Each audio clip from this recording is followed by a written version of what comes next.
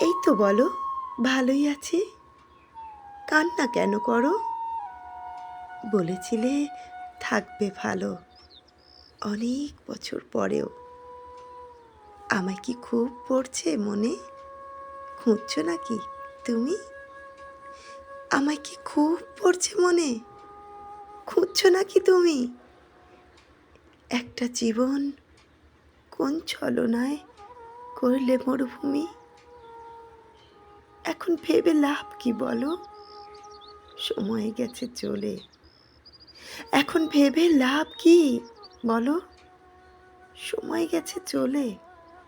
স্বার্থপর এই হাতঘড়িটাও অন্য কথা বলে।